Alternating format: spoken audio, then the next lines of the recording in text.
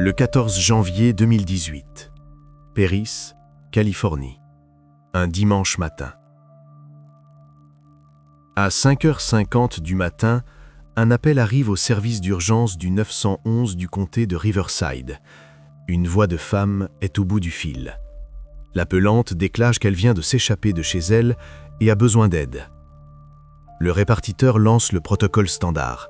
La première question porte sur son nom et ses coordonnées. La jeune fille se présente comme Jordan Turpin. Elle donne son âge. L'opérateur enregistre les informations, mais remarque immédiatement une incohérence. La voix au téléphone ne correspond pas du tout à l'âge indiqué. Le timbre est trop aigu. La parole est indistincte, avec des intonations propres au tout petit. D'après sa voix, elle pourrait avoir beaucoup moins. Le répartiteur prend note dans le système et poursuit l'interrogatoire. La question standard suivante est l'adresse.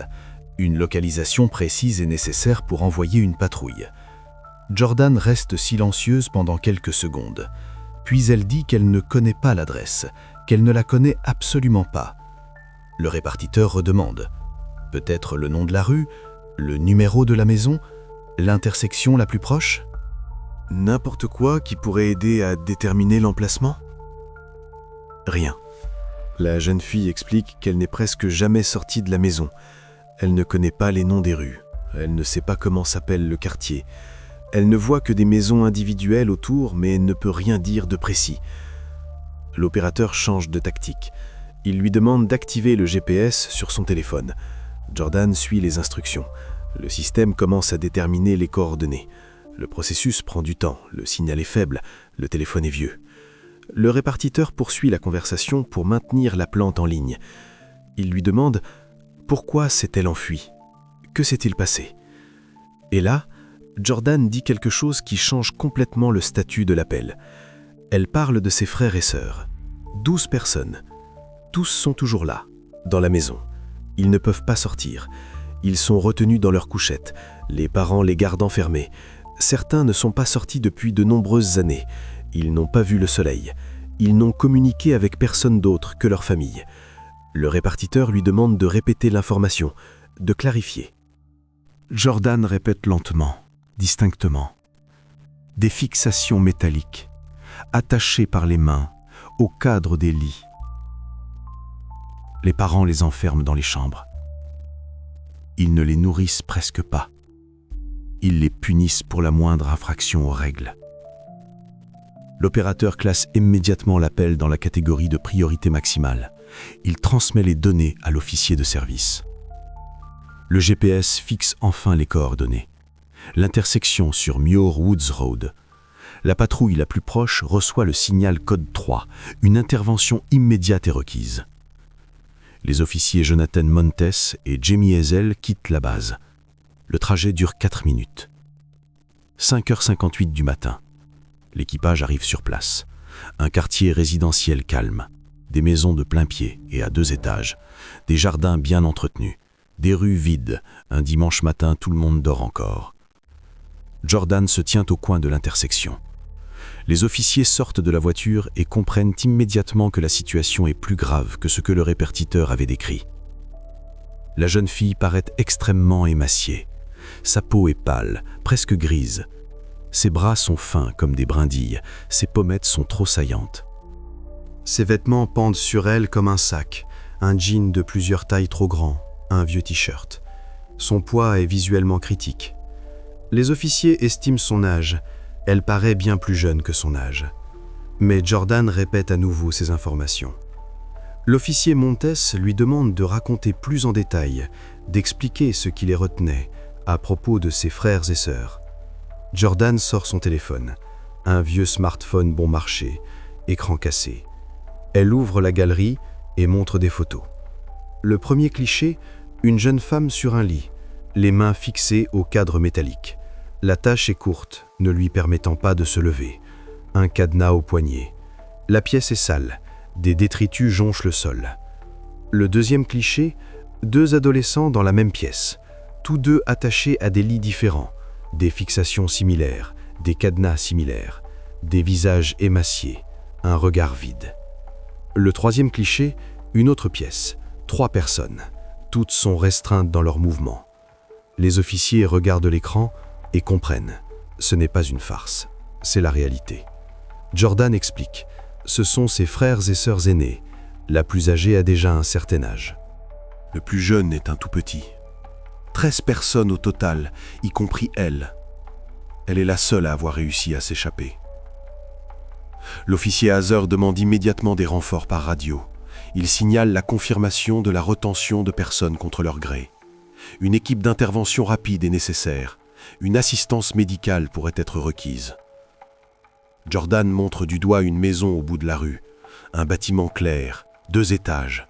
Tous les rideaux sont bien tirés. Un monospace est garé dans l'allée. La façade est propre, la pelouse tondue. De la rue, la maison a l'air absolument normale, comme toutes les autres du quartier. La patrouille se dirige vers la porte d'entrée. Une deuxième équipe est déjà en route. L'officier Montes prépare les documents pour une entrée forcée. Si des personnes sont réellement retenues à l'intérieur, il n'y a pas de temps pour un mandat. Les officiers comprennent. Dans quelques secondes, ils entreront dans une maison où 12 personnes ont passé des années en détention. Personne n'était au courant de l'existence de ces personnes, ni les voisins, ni les écoles, ni les services sociaux. Ce que la police découvrira derrière cette porte jettera les bases de l'une des affaires criminelles les plus choquantes de l'histoire moderne de la Californie.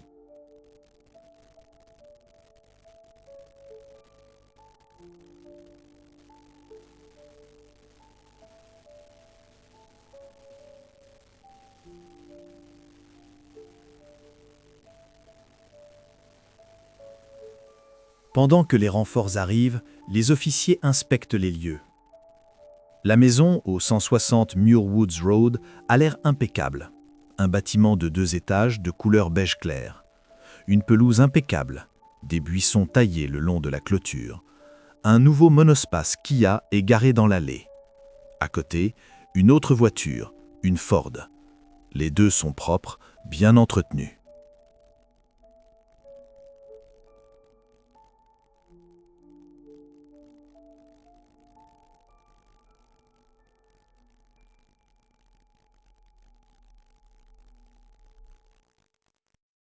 La façade est fraîchement peinte, le toit est en excellent état, la porte d'entrée massive en bois avec des éléments décoratifs. Les fenêtres sont fermées par d'épais rideaux, mais les cadres sont neufs, sans fissures. La boîte aux lettres est soignée. Sur le porche, un tapis avec l'inscription « Welcome ». Une maison typique de la classe moyenne. Rien de suspect, rien qui aurait pu attirer l'attention. L'officier Hazel contacte le répartiteur. Il demande des informations sur les propriétaires. 2 minutes plus tard, la réponse arrive. La maison est enregistrée au nom de David Allen Turpin et Louise Anna Turpin, un couple marié. Tous deux sans casier judiciaire. Aucune plainte des voisins. Aucun appel à la police à cette adresse ces dernières années. En attendant les renforts, les officiers vérifient les réseaux sociaux. Ils trouvent le compte Facebook de Louise Turpin. Le profil est public, accessible à tous. Et c'est ici que commence la première contradiction.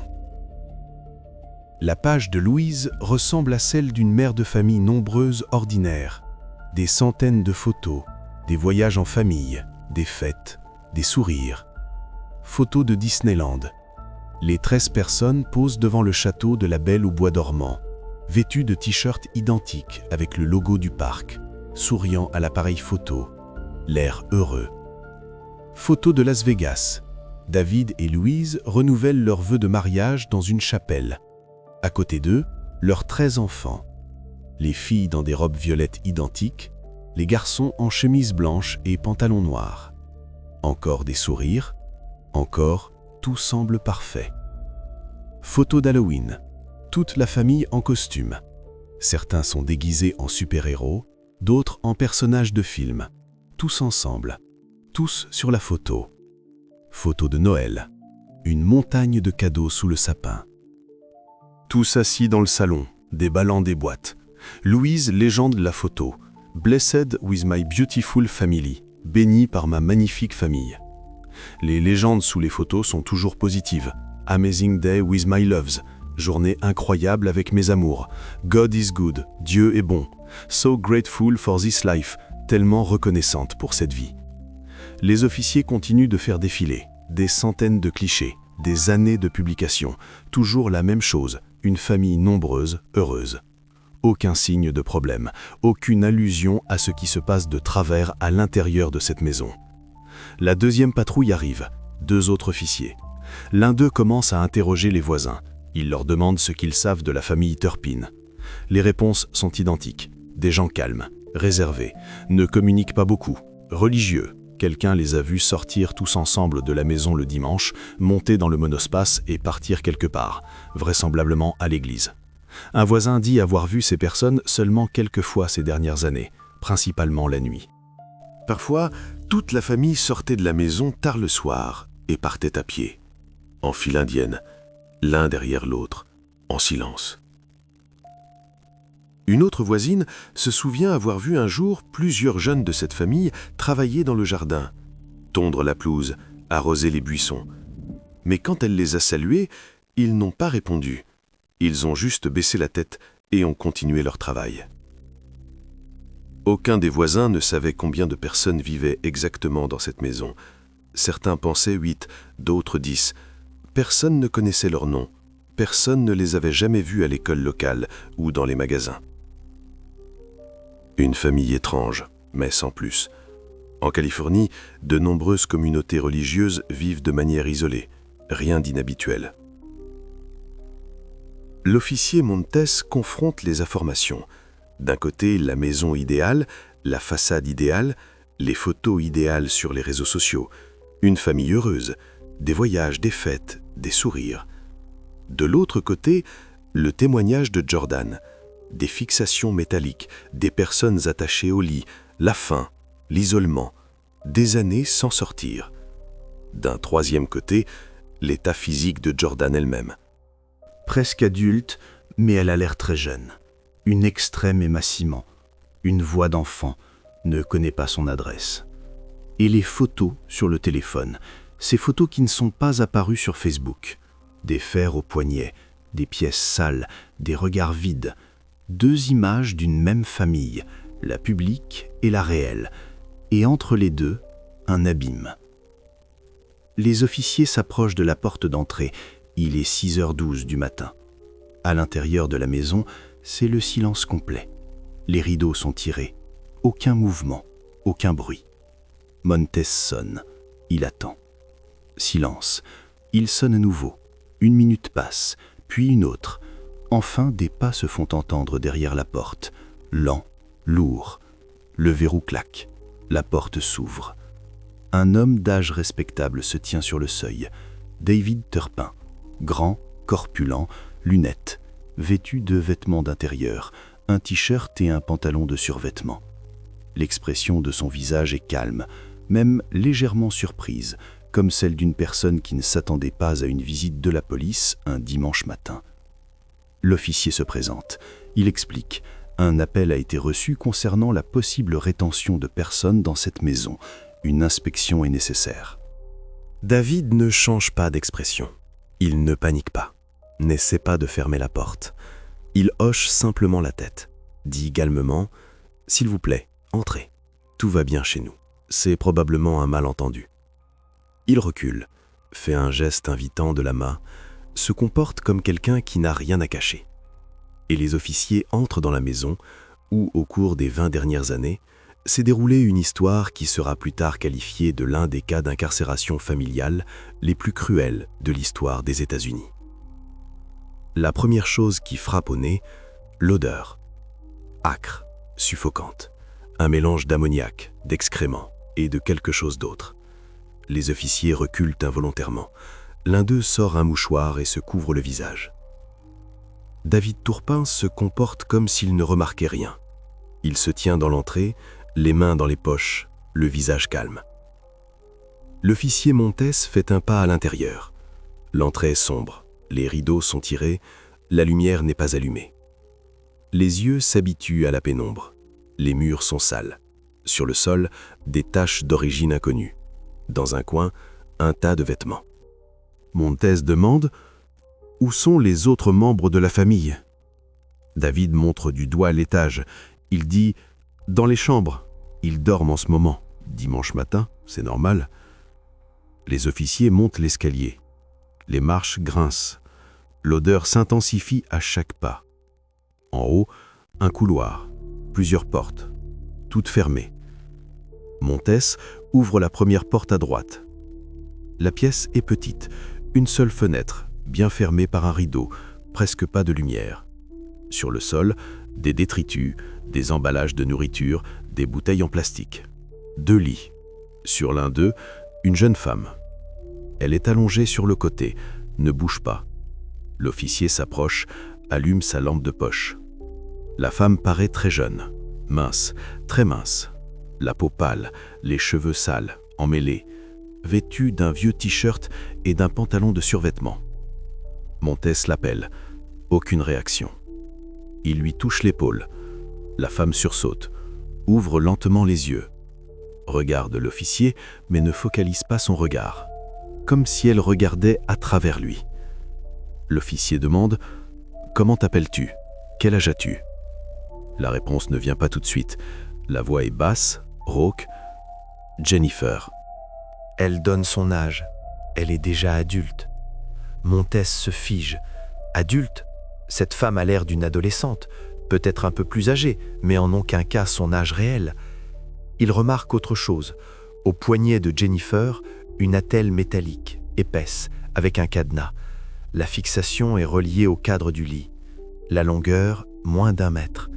Jennifer peut s'asseoir, peut s'allonger, mais ne peut pas se lever, ne peut pas atteindre la porte. L'officier appelle des renforts par radio. Il signale « Des médecins sont nécessaires, urgemment ». 2e porte, une autre chambre, situation similaire, dégâts au sol, obscurité, 3 lits. Sur les lits, 3 jeunes personnes, 2 garçons, une fille, tous émaciés, tous sales, tous en vieux vêtements. L'officier Hazel s'approche du lit le plus proche. Le garçon est allongé, le visage enfoui dans l'oreiller. Au bras, le même dispositif de contention, le même cadenas. Hazel demande « Comment t'appelles-tu » Le garçon ne répond pas, ne se tourne pas, reste immobile. Hazel répète la question plus fort. Le garçon tourne lentement la tête, regarde l'officier. Dans ses yeux, la peur, une peur pure, profonde. L'officier tente de le calmer. Il dit « Nous sommes là pour aider. Tu n'es en danger. » Le garçon reste silencieux. Il regarde simplement, puis se tourne de nouveau vers le mur. 3e porte. 4e. 5e. Dans chaque pièce, une image similaire. Des gens sur les lits. Certains seuls, certains par 2, par 3. Au total, les officiers dénombrent 12 personnes, plus Jordan qui est dehors en ce moment. Soit 13. 3 d'entre eux sont restreints dans leurs mouvements. Les autres sont formellement libres, mais n'essaient pas de se lever, n'essaient pas de partir. Ils restent simplement allongés sur les lits et regardent les murs. Les officiers commencent l'interrogatoire. Ils notent les noms, demandent l'âge. Les résultats sont choquants. Le plus âgé, presque 30 ans, il a l'air d'un adolescent. Le suivant, presque le même âge, il a l'air beaucoup plus jeune. Un autre, déjà plus de 20 ans, il a l'air très jeune. Ensuite, viennent ceux qui sont déjà adultes, mais qui ont l'air d'élèves du primaire. Et le plus jeune, un très jeune garçon. Le seul à avoir l'air de son âge, il dort dans une pièce séparée avec Louis Durpin, non attaché. Mais mince, très mince pour son âge. Les officiers photographient les fixations. Ils mesurent la longueur de 50 cm à 1 mètre. Les cadenas sont simples, à clé. Les clés apparemment sont chez les parents. Un des officiers demande à la jeune fille dont les mouvements sont restreints « Depuis quand es-tu ici? Depuis quand dans cette position ?» La jeune fille réfléchit longtemps, puis répond « Je ne me souviens pas. Peut-être 1 an, peut-être plus. » Un autre officier demande « Pourquoi ?» La réponse « Punition, parce qu'elle a essayé de prendre de la nourriture sans permission. » Les médecins arrivent. 4 équipes d'ambulance. Ils commencent l'examen, mesurent le pouls, la tension artérielle, vérifient les réflexes. Les conclusions sont préliminaires mais claires. Les 12 personnes sont en état d'épuisement extrême. Déficit de masse corporelle de 30 à 40%, signe de famine prolongée, déshydratation, perte de force musculaire, peau sèche, squameuse, ongles cassants, chute de cheveux. Certains problèmes dentaires, caries, absence de plusieurs dents, aucun soin dentaire depuis des années. Tous troubles cognitifs, parler lentement, problèmes de concentration. Désorientation spatio-temporelle. Une des jeunes filles ne peut pas nommer l'année en cours. Une autre ne se souvient pas de son âge. Les médecins préparent le transport à l'hôpital. Les 12 personnes doivent être hospitalisées, urgemment. Pendant que les médecins travaillent, les officiers descendent. David et Louise Turpin sont assis dans le salon. Tous deux calmes. Tous deux silencieux. L'officier Montes s'approche. Il dit « Vous êtes tous deux arrêtés pour suspicion de séquestration et de mauvais traitement. » Il lit leurs droits. David ne résiste pas. Il se lève, tend les mains pour les menottes. Louise aussi. Aucune émotion. Aucune tentative d'expliquer ou de se justifier. Le couple est emmené hors de la maison, placé dans différentes voitures de patrouille, conduits au poste. Et dans la maison restent 12 personnes qui ont passé des années entre ces murs. Certains, toute leur vie. Ils ne savent pas ce qu'est l'école. Ils ne savent pas ce qu'est la liberté de sortir.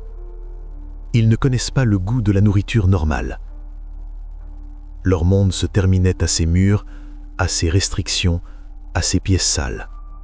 Et maintenant, que les portes sont ouvertes, que la police est là, que les parents ont été emmenés, ils ne savent pas quoi faire ensuite.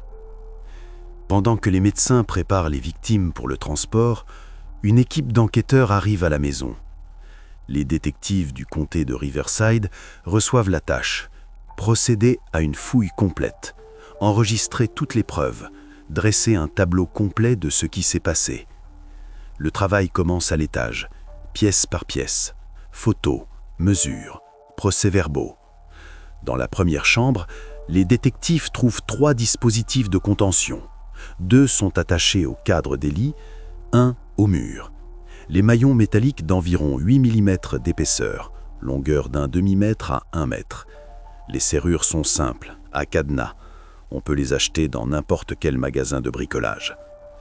Les détectives vérifient les fixations, solidement fixées. Impossible de les arracher sans outils. Sur les lits, du linge sale. Les matelas sont vieux, affaissés. Des taches d'origine inconnue. L'odeur s'est imprégnée dans le tissu. Sous l'un des lits, un tas d'emballages de nourriture. Bars, biscuits, chips. Tous les emballages sont vides. Le détective photographie la découverte. Il prend note. Peut-être les occupants cachaient-ils de la nourriture. Dans le coin de la pièce, un seau, en plastique, sale, utilisé comme toilette. À côté, un rouleau de papier toilette. Deuxième chambre, tableau similaire, 2 autres fixations. Encore plus de détritus. Sur le mur, des égratignures. Quelqu'un a essayé d'écrire ou de dessiner avec ses ongles. Troisième chambre, 4e, Dans chacune, des traces d'une longue présence humaine dans un espace confiné. Saleté, insalubrité, minimum d'effets personnels. Les détectives descendent au rez-de-chaussée, inspectent la cuisine. Le réfrigérateur est presque vide. Quelques bouteilles d'eau, un paquet de fromage, un pot de confiture. C'est tout. Sur les étagères, des conserves, des pâtes, du riz. Les provisions auraient suffi pour une semaine pour une petite famille, mais 15 personnes vivent ici. Dans l'une des armoires, les détectives trouvent une boîte de cadenas, des dizaines de cadenas, de différentes tailles, certains neufs sous emballage, d'autres vieux, avec des traces du temps. À côté, des clés, un trousseau de 20 clés. Dans le salon, une autre découverte étrange, une feuille de papier accrochée au mur. Dessus, un emploi du temps, manuscrit, écrit clairement, soigneusement, horaire de sommeil. Le détective lit les notes à voix haute. Sommeil de 8 heures du matin à 16 heures, éveil de 16 heures à 8 heures du matin. Inversion du mode de vie, ils dorment le jour, veillent la nuit. À côté, une autre feuille, les règles de la maison, une longue liste. Le détective photographie le document en entier. Règle numéro 1, ne pas sortir de la pièce sans permission.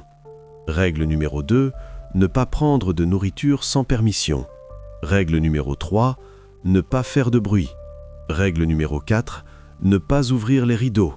Règle numéro 5, ne pas utiliser le téléphone. 23 règles au total. En cas de non-respect, punition. Les détails ne sont pas spécifiés, mais l'état des chambres est éloquent. Dans l'une des pièces du rez-de-chaussée, les détectives trouvent un ordinateur. Ils l'allument, vérifient l'historique du navigateur. David Turpin cherchait des informations sur la façon d'éviter l'attention des autorités en matière d'enseignement à domicile.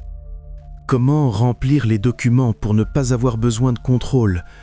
Comment isoler légalement sa famille de la société? Un autre dossier sur le bureau. Family Photos. À l'intérieur, des centaines de clichés. Les mêmes photos qui ont été publiées sur Facebook. Disneyland, Las Vegas, Noël. Mais les détectives trouvent aussi d'autres clichés. Ceux qui n'ont pas été publiés. Des photos de personnes dont la liberté est restreinte. Des photos de pièces sales. Des photos de visages émaciés. Tout un archive, des années de documentation. David et Louise ont tout enregistré, systématiquement, méthodiquement.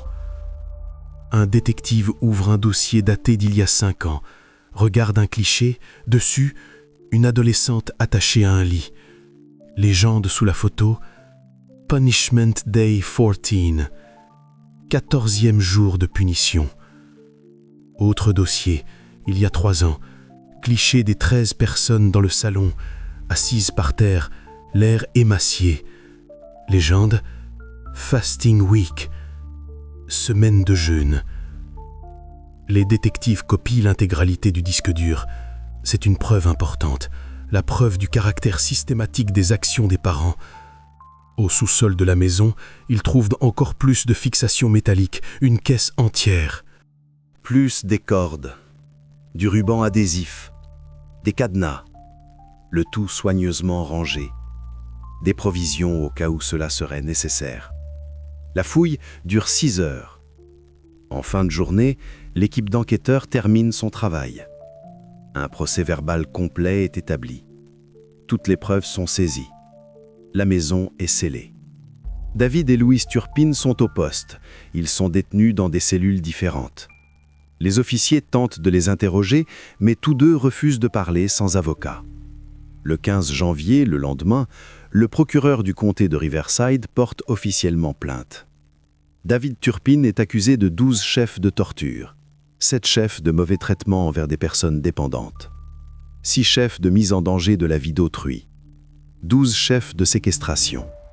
Louise Turpin, les mêmes accusations, plus une autre. Complicité dans toutes les actions de son mari. Au total, chacun des parents risque plus de 300 ans de prison. C'est la peine maximale possible pour un tel nombre d'accusations en Californie. La caution est fixée à 9 millions de dollars pour David et 9 millions pour Louise. Le montant est record. Le juge explique sa décision. Risque élevé de fuite et extrême gravité des crimes. Le couple reste en détention. Les avocats commencent à préparer leur défense. Mais les preuves sont trop nombreuses. Les photos, les dispositifs de contention, les témoignages des 12 victimes, les rapports médicaux. Et à l'hôpital Corona Regional Medical Center, les médecins continuent d'examiner ceux qui ont passé des années en détention. Et plus ils en apprennent, plus le tableau complet de ce qui s'est passé dans la maison de Muir Woods Road ces 20 dernières années devient terrifiant. Les examens médicaux se poursuivent pendant plusieurs jours. Et en parallèle, les détectives commencent à creuser plus profondément, étudier la biographie de David Turpin, comprendre qui est cet homme, et surtout comment un ingénieur avec un emploi prestigieux et un revenu élevé en est arrivé là. David Alan Turpin est né en 1961 au Texas. Il a fait des études d'ingénierie électrique. Après l'université, il a été embauché par Lockheed Martin, l'un des plus grands entrepreneurs de défense des États-Unis. Il a travaillé comme ingénieur sur des projets militaires. Il a obtenu l'accès à des documents classifiés. En 1985, il a épousé Louise Anna Robinette. Elle était très jeune, lui, 24 ans. Ils se sont rencontrés par l'église. Louise venait d'une famille religieuse. David se considérait également comme croyant. 3 ans plus tard, le premier enfant est né dans la famille, puis le second, le troisième. La famille s'agrandissait à un intervalle d'1 an et demi. David continuait de travailler. Louise restait à la maison. En 1999, la famille a déménagé au Texas. À ce moment-là, les Turpin avaient déjà 8 membres dans la famille. David a été embauché par Northrop Grumman, une autre grande entreprise de défense, poste ingénieur système. Salaire environ 140 000 $ par an, un bon revenu, supérieur à la moyenne nationale. En 2010, la famille déménage à nouveau, cette fois en Californie. Ils achètent une maison dans la ville de Murrieta. David continue de travailler chez Northrop Grumman à distance. Le revenu reste stable. À ce moment-là, la famille compte déjà 13 personnes. La maison devient trop petite. En 2014, les Turpin vendent leur propriété et achètent une nouvelle maison. Celle-là même, sur Muir Woods Road à Paris. Prix 431 000 $. Hypothèque sur 30 ans. De l'extérieur, tout ressemble à l'histoire d'une famille réussie. Un emploi stable, un bon revenu, leur propre maison, une grande famille. Mais les détectives trouvent des documents financiers et l'image change. En 2011, David et Louise Turpin déclarent faillite. Raison, impossibilité de rembourser les dettes. Le montant de la dette est choquant. 240 000 $ sur les cartes de crédit, 150 000 de plus sur l'hypothèque de l'ancienne maison. Au total, près de 400 000 $ de dettes, avec un salaire de 140 000 par an. Les détectives étudient les relevés de cartes. Ils essaient de comprendre à quoi l'argent était dépensé. Grosses dépenses pour les loisirs, billets de Disneyland régulièrement, 3 à 4 fois par an. Le coût d'un voyage pour 15 personnes, environ 5 000 $ à chaque fois. Hôtel à Las Vegas, restaurant, souvenirs. Achat d'électronique, appareil photo, ordinateur, téléphone, le dernier modèle d'iPhone pour David, un iPad pour Louise, vêtements. Mais seulement pour les 2 adultes. Marques chères, chaussures, accessoires. Nourriture, restaurant, livraison. Les relevés de cartes de crédit montrent des commandes régulières de pizza, de cuisine chinoise, de burgers. Mais seulement pour 2. Petite portion. Et presque rien pour les 13 autres personnes. Les détectives recoupent les données.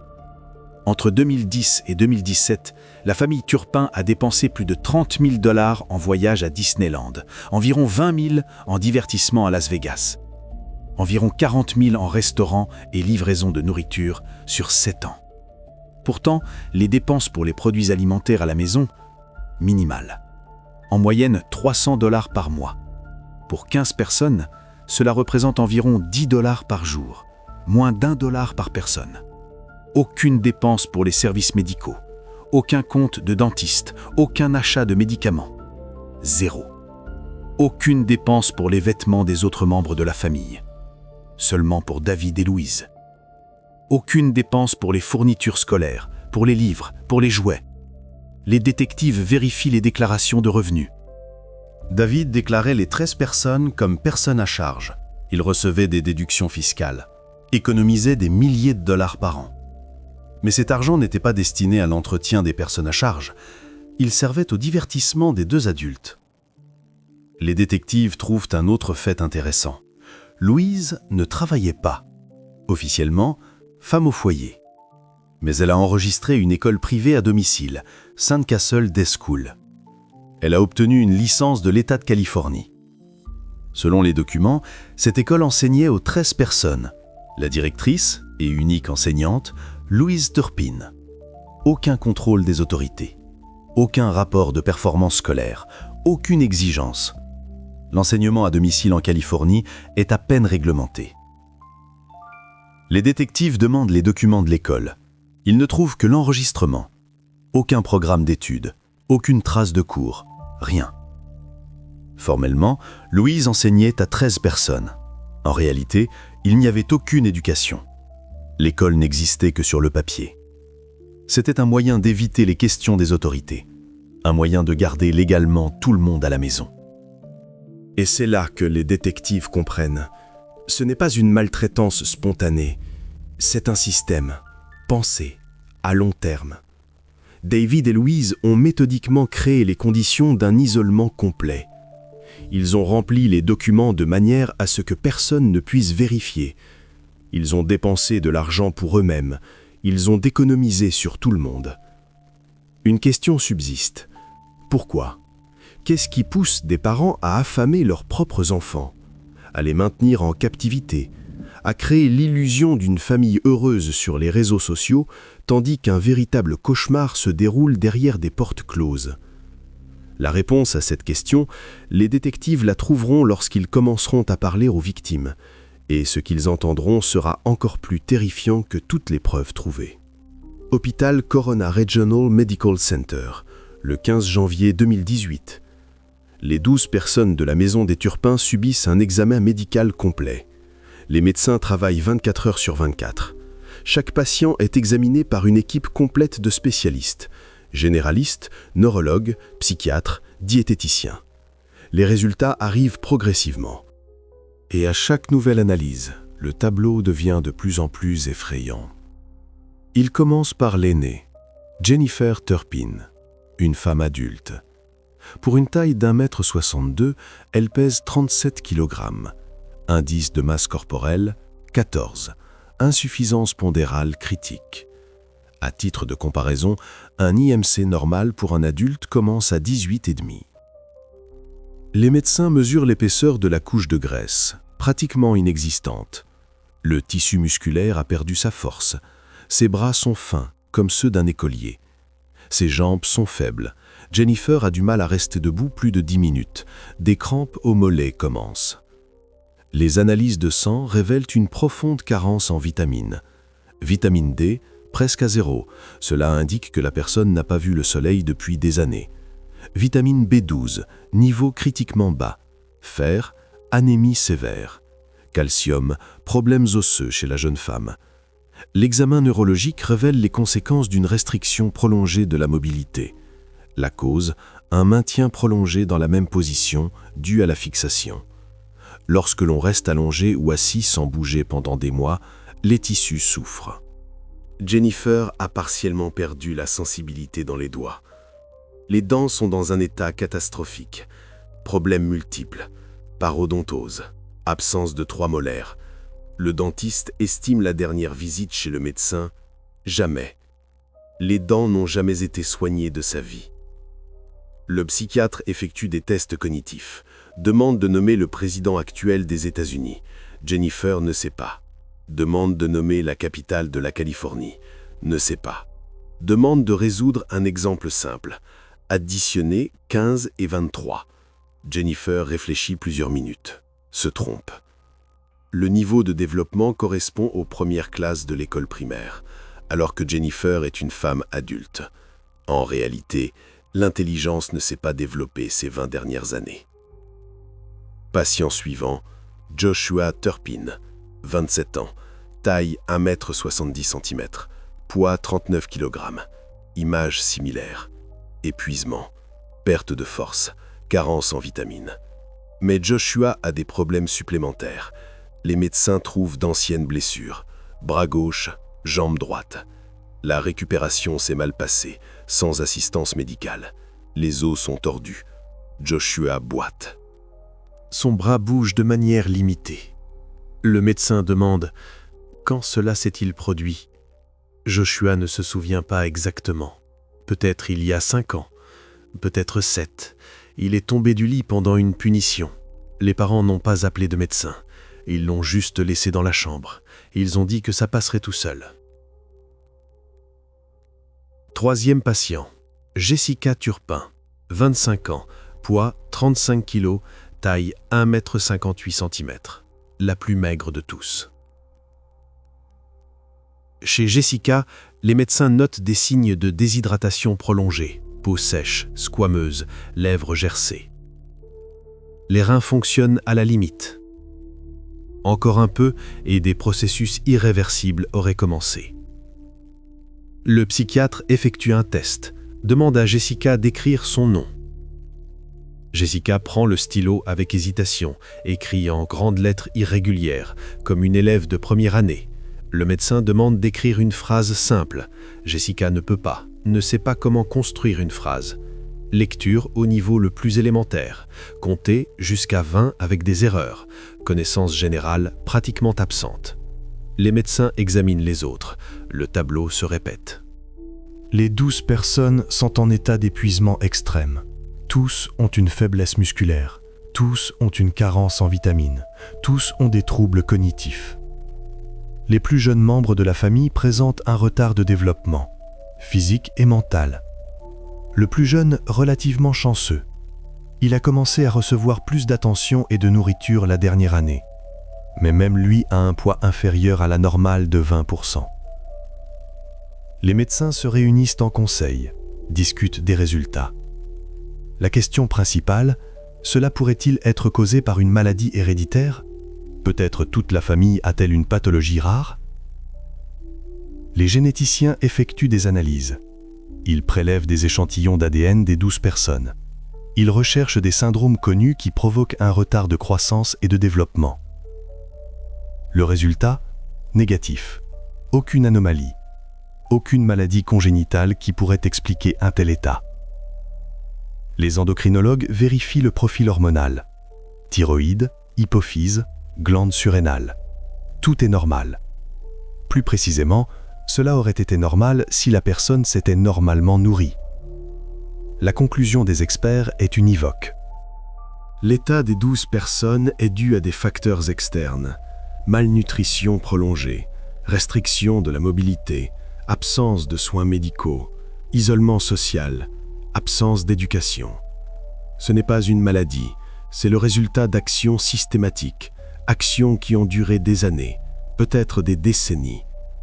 Le médecin-chef de l'hôpital rédige le rapport final, le transmet au procureur, un document de 40 pages, description détaillée de l'état de chaque patient, termes médicaux, chiffres, graphiques. Mais l'essentiel est simple. 12 personnes ont passé des années dans des conditions monstrueuses. Elles ont été privées de nourriture, maintenues dans des conditions insalubres, privées de mouvement, privées d'éducation, privées de soins médicaux, privées de contact avec le monde extérieur. Et tout cela a été fait par leurs propres parents, des gens qui auraient dû protéger et prendre soin. Au lieu de cela, ils ont transformé la maison en lieu de détention et leurs proches en prisonniers. Les procureurs lisent le rapport, ils ajoutent les conclusions médicales au dossier. Maintenant, des témoignages sont nécessaires, des témoignages détaillés des victimes elles-mêmes. Il faut comprendre comment cela a commencé, comment cela a continué. Et surtout, Pourquoi personne n'a su ce qui se passait derrière les portes closes de la maison de Muirwoods Road toutes ces années? Les détectives commencent à interroger les proches. Il faut comprendre comment une famille de 15 personnes a pu vivre en isolement complet pendant des décennies. Quelqu'un aurait dû remarquer. Quelqu'un aurait dû poser des questions. La première personne à être interrogée est Teresa Robinette, la sœur de Louise Turpin.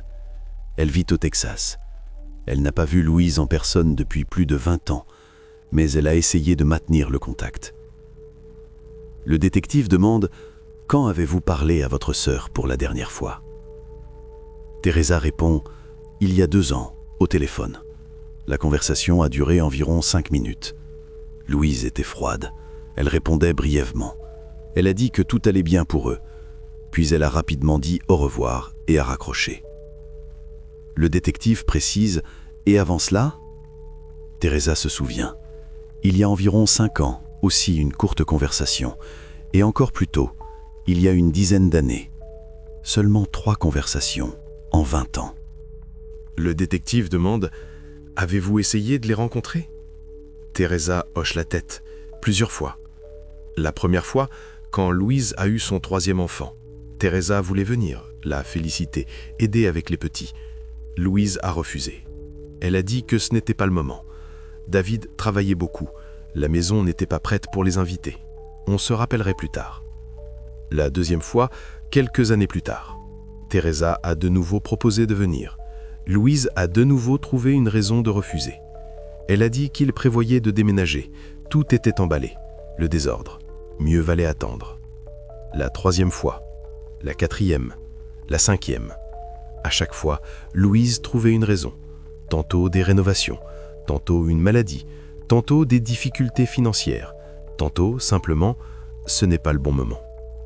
Teresa demande « Et si je venais sans prévenir? Une surprise ?» Louise réagit sèchement.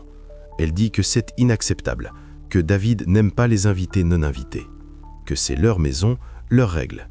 Si Teresa se présentait sans permission, elle ne serait pas admise. Teresa essaie de parler à ses neveux et ses nièces. Demande à Louise de lui donner le téléphone de l'un des aînés. Elle veut au moins leur souhaiter un joyeux anniversaire. Louise refuse. Elle dit qu'ils n'ont pas de téléphone personnel.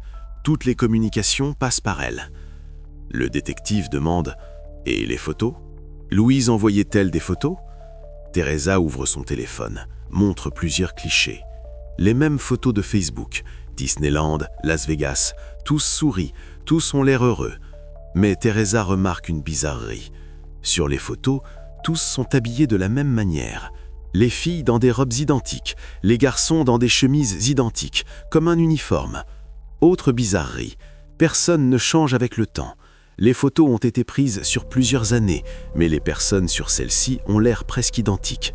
Elles ne changent pas, elles ne grandissent pas, comme si le temps s'était arrêté. Les détectives interrogent les parents de Louise, les grands-parents des 13 personnes de la maison Turpin. Ils racontent une histoire similaire.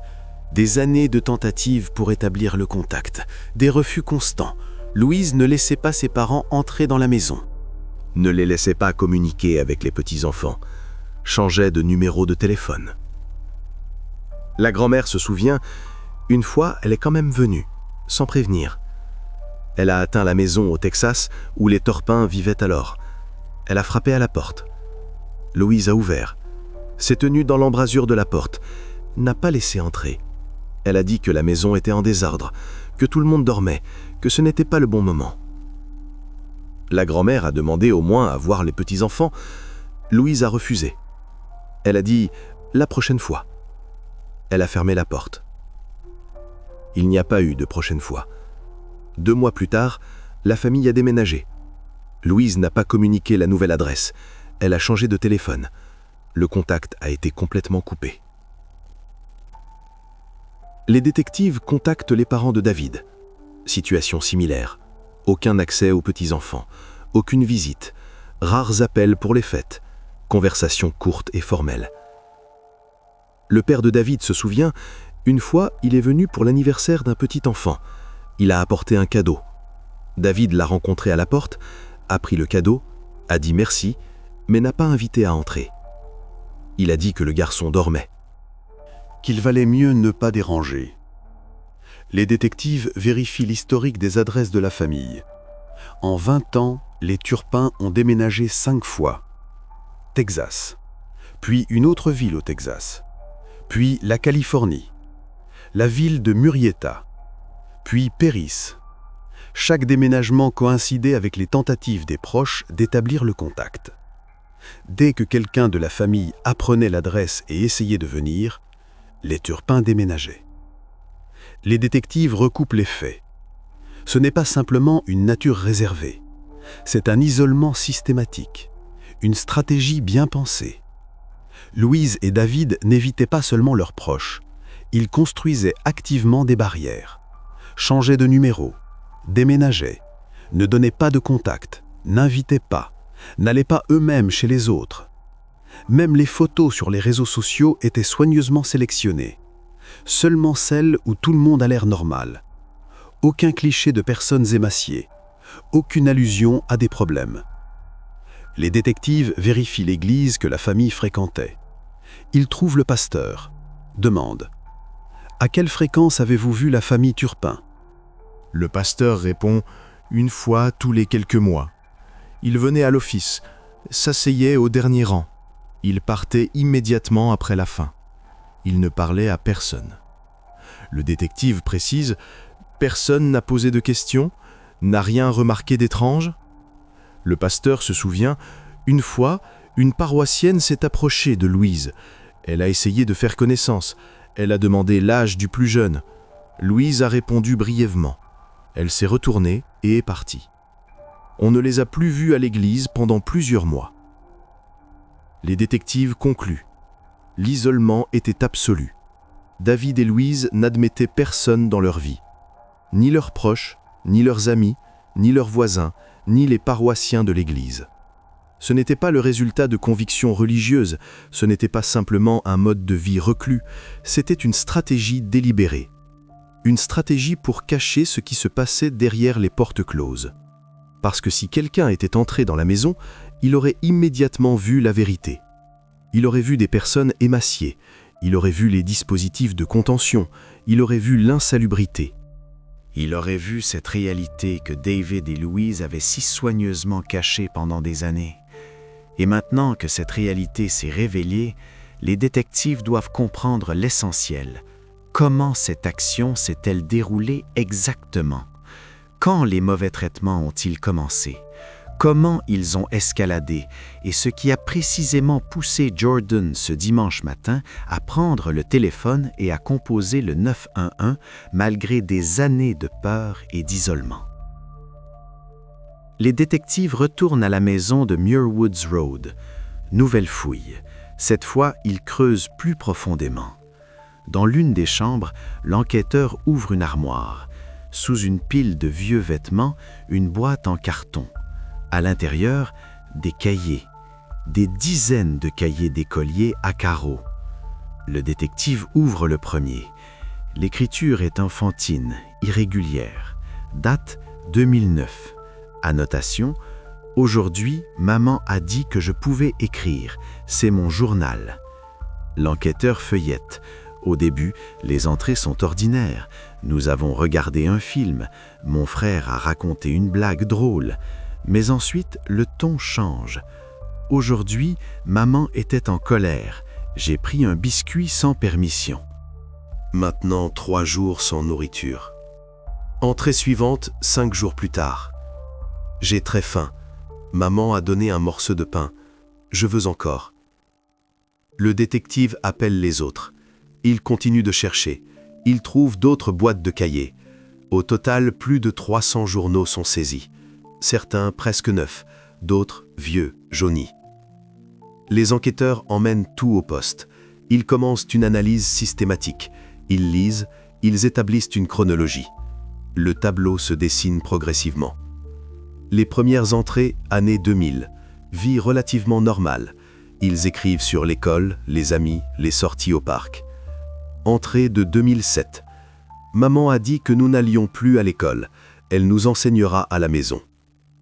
Entrée de 2008. Nous ne sommes pas sortis depuis 2 mois. Le soleil me manque. Entrée de 2009. Maman a introduit une nouvelle règle. On mange 1 fois par jour. Mais j'ai vu les parents commander une pizza. Ils ne nous en ont pas donné.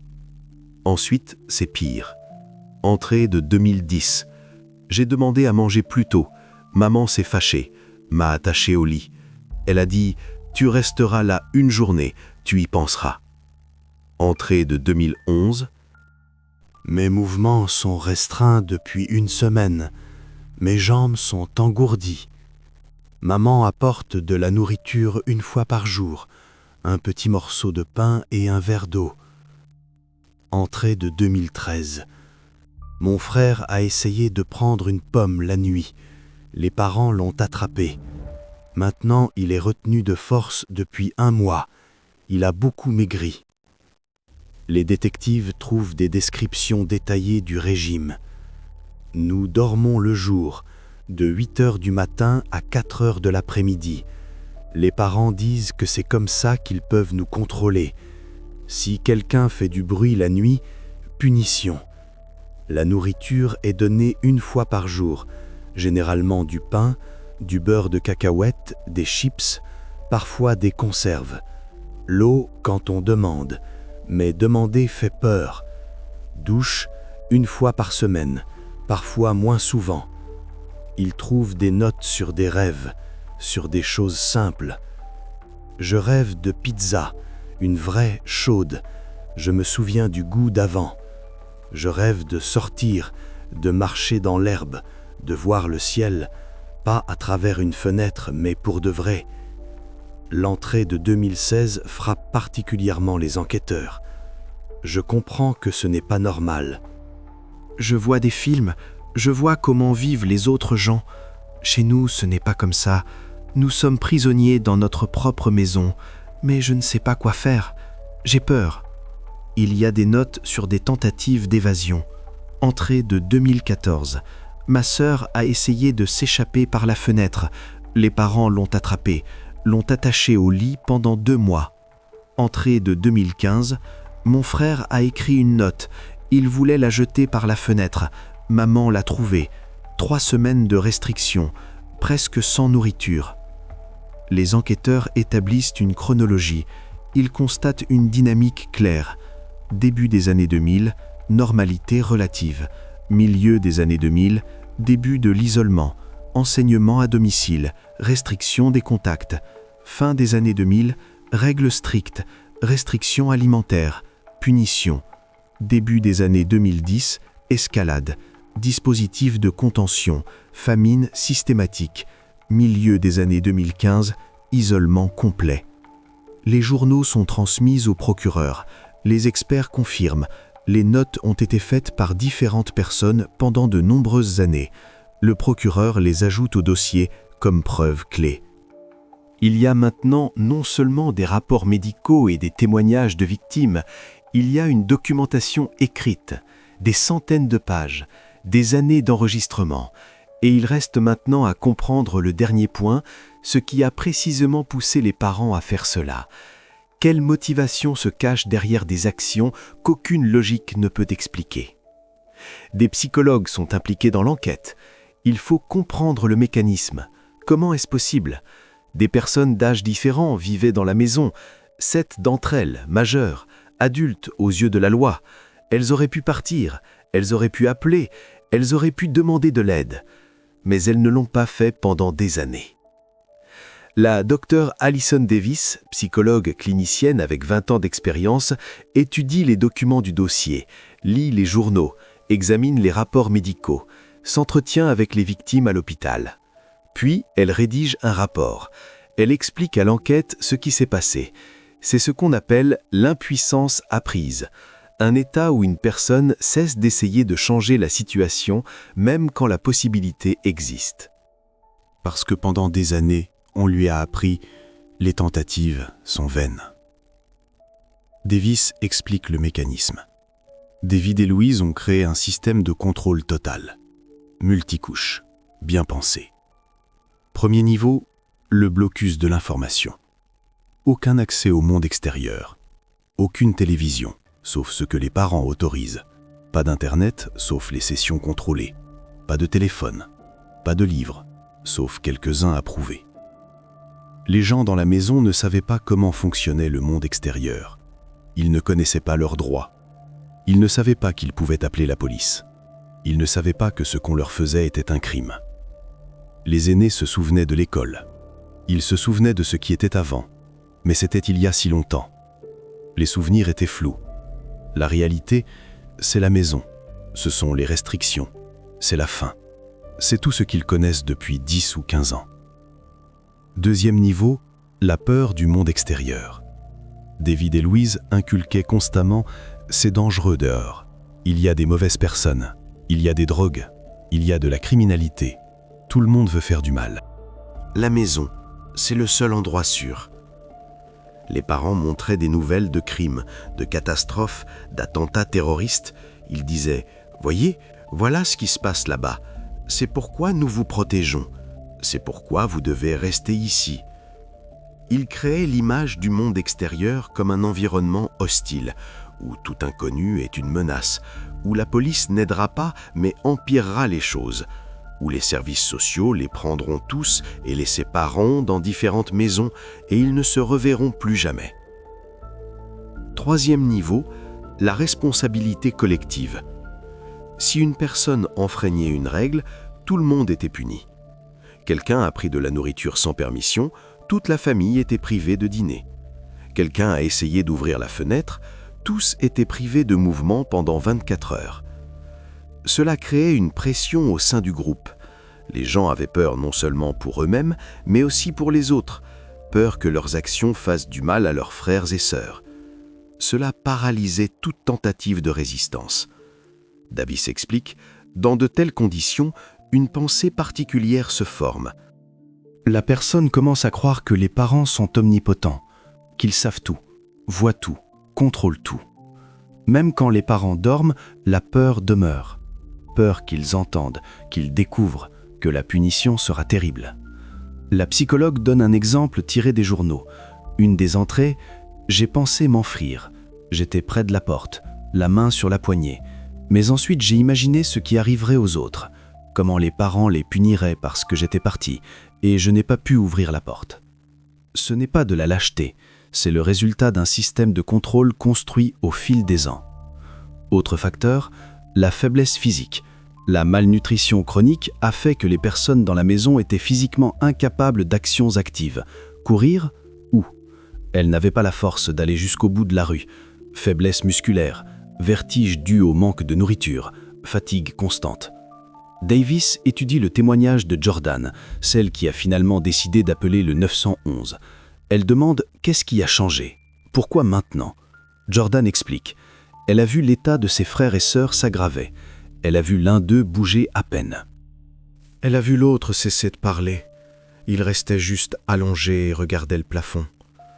Elle a compris. Si elle ne faisait rien maintenant, quelqu'un pourrait ne pas survivre. » Plus une coïncidence. Les parents ont laissé un vieux téléphone, oublié de le confisquer. Jordan l'a trouvé, l'a chargé. Elle a planifié son évasion pendant 2 ans. Elle a appris comment composer le 911. Elle a mémorisé ce qu'il fallait dire. Elle a attendu le moment où les parents dormiraient particulièrement profondément. Ce moment est arrivé le 14 janvier 2018. Jordan s'est glissé hors de la maison, a composé le numéro et a lancé une chaîne d'événements qui a détruit le système construit pendant 20 ans. La Doc Davis conclut dans son rapport « La situation dans la maison des Turpin, un cas classique de suppression psychologique prolongée. Les victimes étaient dans un état de traumatisme profond. Leur perception de la réalité avait été déformée par des années de manipulation. Leur capacité à prendre des décisions indépendantes avait été étouffée par un système de punitions et de peurs.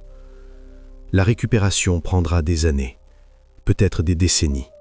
Certaines conséquences resteront à jamais. » Le rapport est transmis au procureur. Il est maintenant clair non seulement ce qui s'est passé, mais aussi comment cela a fonctionné. Il reste à entendre la version des accusés, comprendre ce qu'ils diront pour leur défense, Et s'il y a une quelconque explication qui pourrait justifier 2 décennies d'actions systématiques contre leur propre famille? L'enquête se pose la question. Comment 13 personnes ont-elles pu ne pas aller à l'école pendant des années et personne ne l'a remarqué? Où étaient les enseignants? Où étaient les services sociaux? Où était le contrôle? Les détectives demandent des documents au département de l'éducation du comté de Riverside. Ils vérifient les dossiers de tous les membres de la famille Turpin. Ils recherchent des informations sur la fréquentation scolaire, sur les examens médicaux, sur tout contact avec les structures officielles. Le résultat, 0. Aucune trace de fréquentation d'écoles publiques ou privées, aucun examen médical, aucun contact avec les services sociaux. Mais les détectives trouvent un autre document, l'enregistrement d'une école privée, St. Cassal Day School. Adresse 160 Muir Woods Road, la même maison. Date d'enregistrement 2010. Directeur et fondateur David Alan Turpin. Seule enseignante Louise Anna Turpin. Nombre d'élèves 13. Les détectives creusent plus profondément. Ils demandent tous les documents de l'école, les programmes d'études, les rapports de performance, les horaires de cours. La réponse arrive, il n'y a pas de documents. L'école est enregistrée, mais aucun rapport n'est requis. Les enquêteurs contactent le département de l'éducation de Californie. Ils demandent d'expliquer comment cela fonctionne. Le représentant du département explique. En Californie, l'enseignement à domicile est réglementé au minimum. Il existe 3 façons légales d'enseigner aux membres de sa famille à la maison. La première, s'enregistrer comme école privée. La deuxième, engager un tuteur agréé.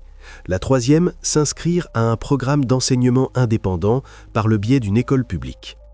Les Turpin ont choisi la première option. Ils ont enregistré une école privée, ils ont rempli le formulaire, ils ont payé une petite taxe, ils ont obtenu l'enregistrement. Le détective demande « Et c'est tout? Pas de vérification ?» Le représentant confirme « Aucune vérification. » La loi n'exige pas d'inspection des écoles privées à domicile, n'exige pas de rapport de performance, n'exige pas de confirmation des qualifications de l'enseignant, n'exige pas de visite des services sociaux. La seule exigence, déposer un affidavit 1 fois par an, un document qui indique le nombre d'élèves et confirme que l'enseignement est dispensé. Un formulaire d'1 page, sans détail. David Turpin déposait consciencieusement ses affidavits chaque année, de 2010 à 2017, 8 ans de suite. Il indiquait le nombre d'élèves, 13. Il signait, il envoyait par la poste. Personne n'a jamais vérifié si l'enseignement était réellement dispensé dans cette école. Personne n'est venu à l'adresse, personne n'a effectué de tests, personne n'a communiqué avec les élèves. Les détectives vérifient la législation d'autres États, comparent les exigences. À New York, l'enseignement à domicile exige des rapports trimestriels, des tests périodiques, des visites d'inspecteurs. En Pennsylvanie, une évaluation annuelle des connaissances, vérification des programmes d'études, examens médicaux. Au Massachusetts, approbation obligatoire du programme d'études.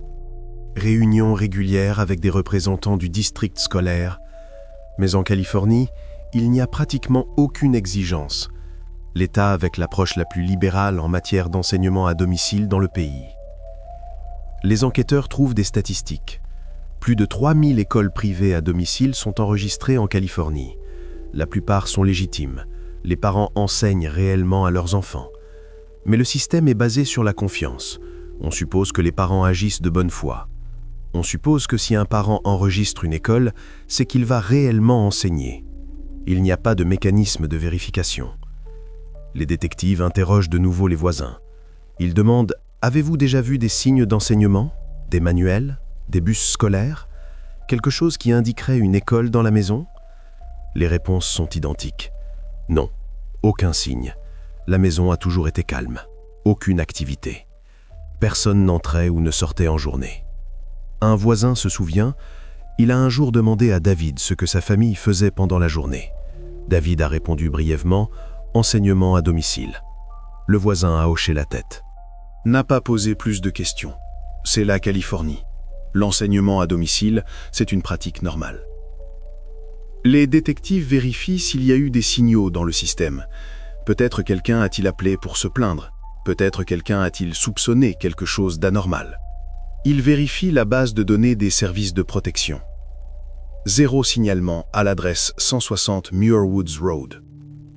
Personne ne s'est jamais plaint de la famille Turpin. Personne n'a signalé de suspicion. Ils vérifient les dossiers médicaux. Aucune visite chez le médecin au cours des 10 dernières années. Aucune vaccination. Aucun examen obligatoire. Le système n'a pas fonctionné. Mais le système n'était pas non plus configuré pour détecter de tels cas.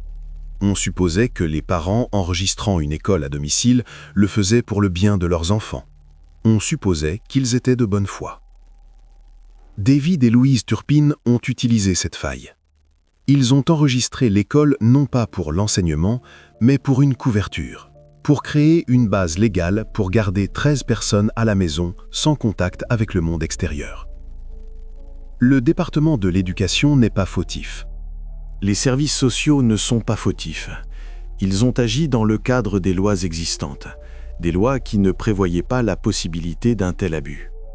Toute la responsabilité repose sur 2 personnes, sur David et Louise Turpin, qui ont méthodiquement construit une façade légale, enregistré l'école, déposé des affidavits, montré des photos heureuses sur les réseaux sociaux, créé l'illusion d'une famille normale. Et derrière cette illusion, ils ont commis ce qu'il faudra maintenant prouver devant le tribunal. Les détectives comprennent, il faut creuser plus profondément. L'histoire n'a pas commencé en Californie. La famille Turpin a vécu au Texas jusqu'en 2010. Les 8 premiers des 13 enfants y sont nés. La famille y a passé plus de 20 ans.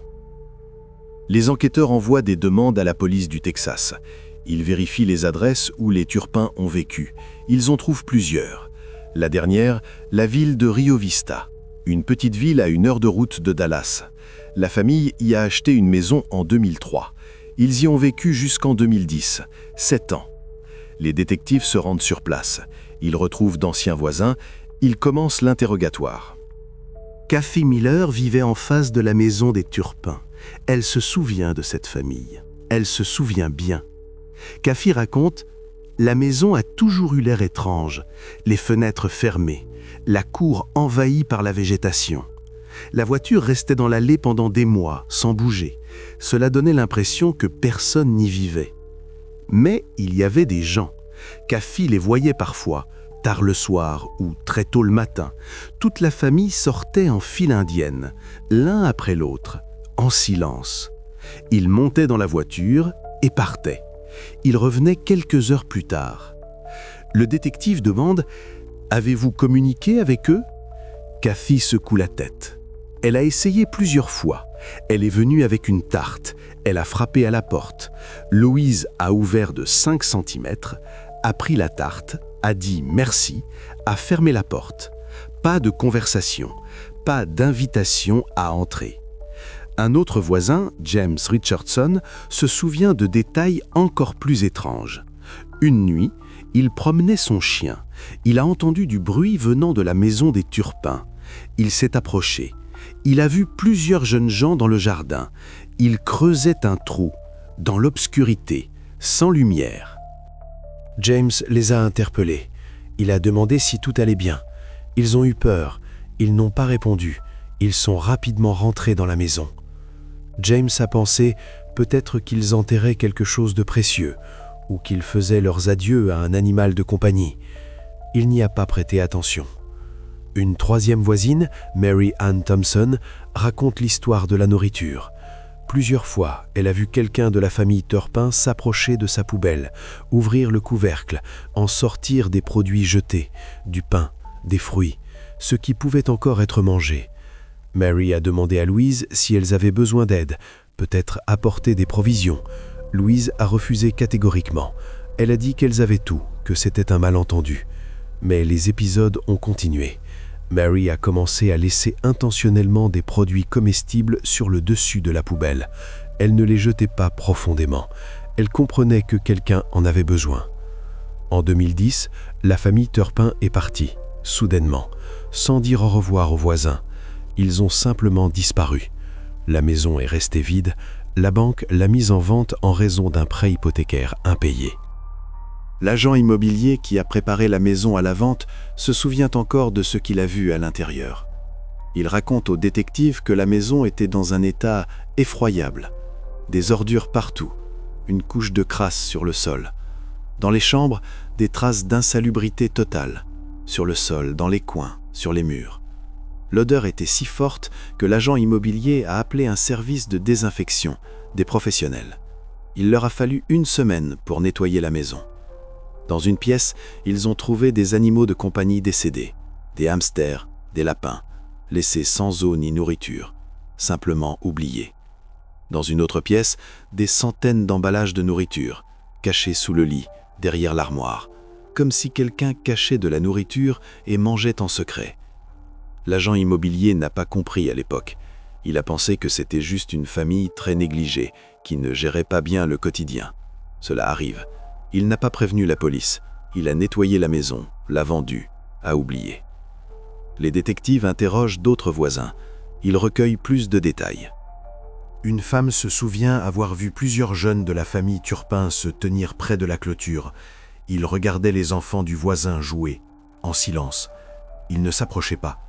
Ils se contentaient de regarder. Quand elle leur a fait signe, ils sont vite rentrés dans la maison.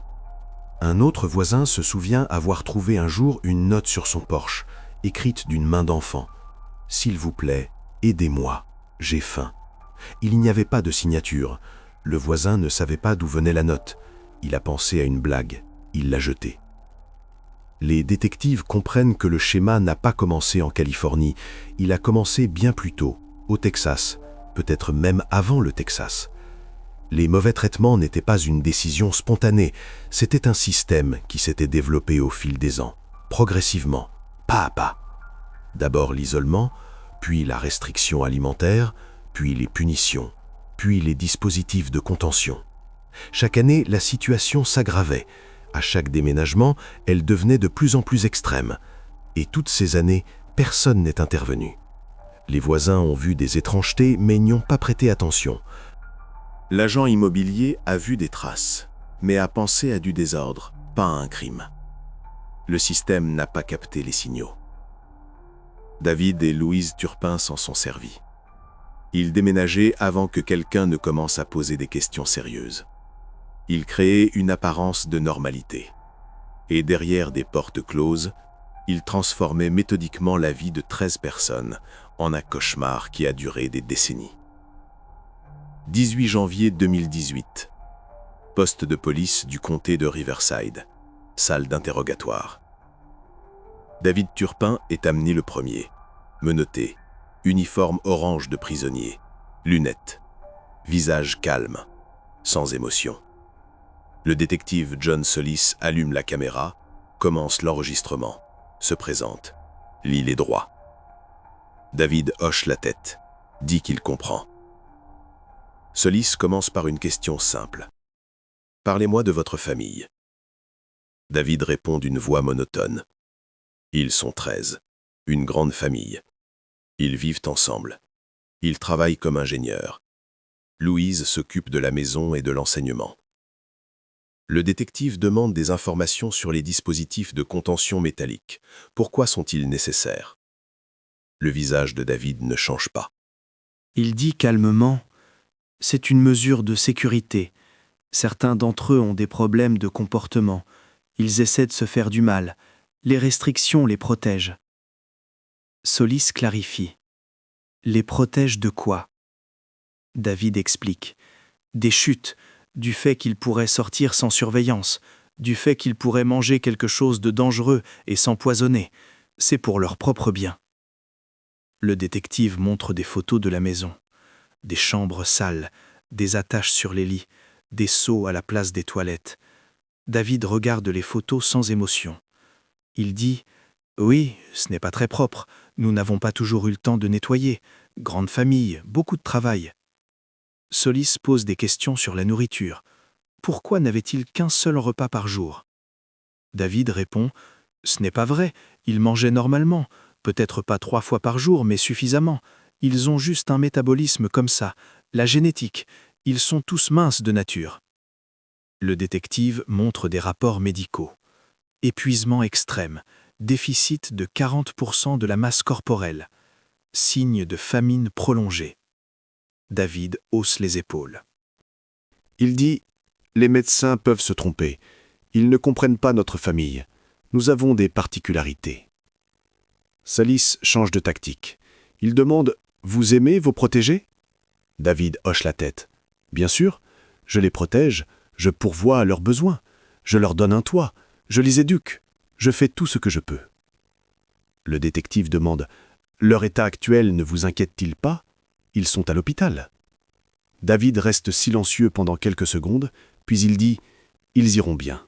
Les médecins s'en occuperont. » Pas une seule question sur leur ressenti, pas une seule inquiétude, pas une seule émotion.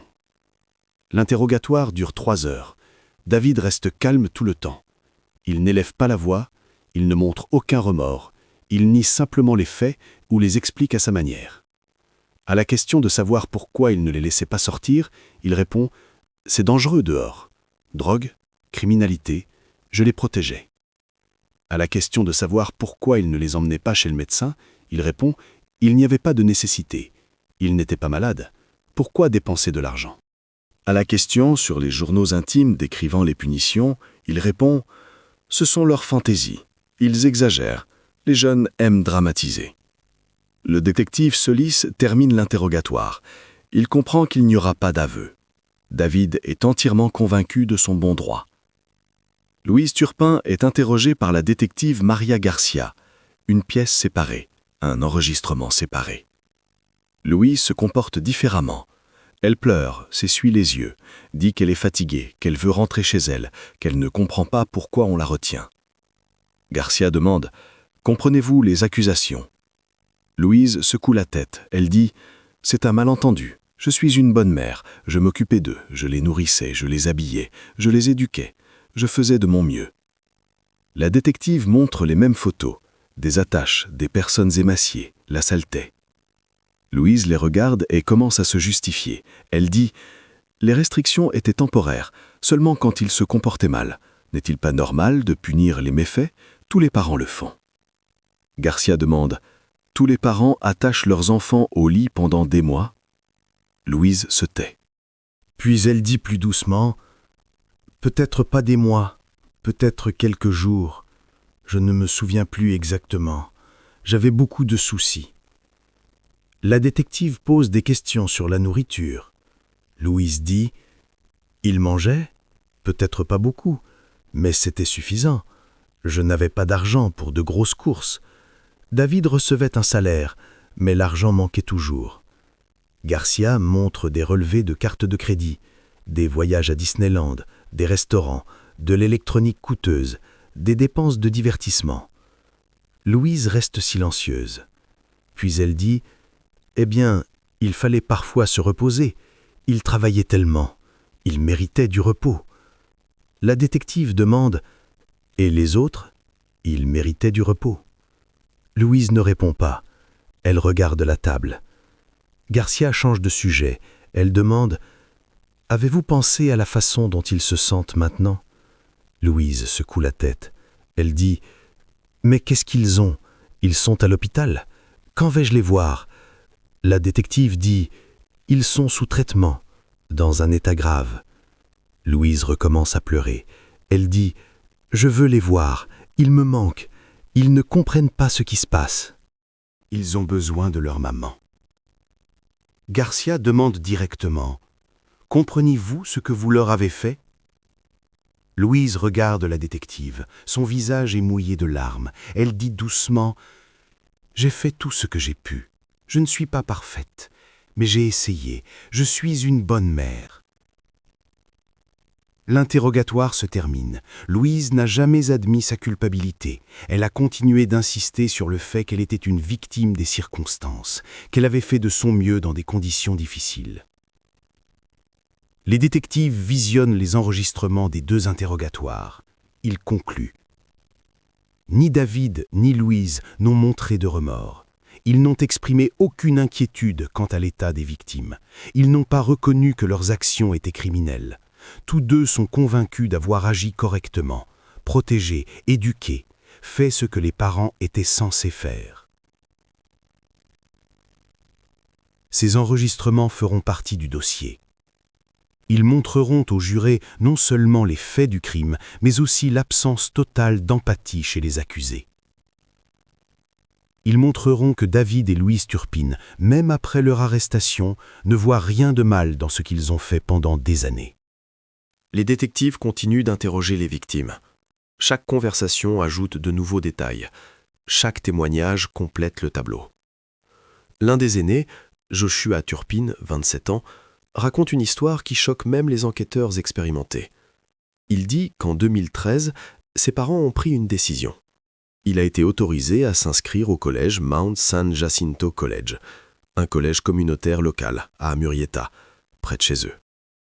Le détective demande « Pourquoi vous a-t-on autorisé, vous en particulier ?»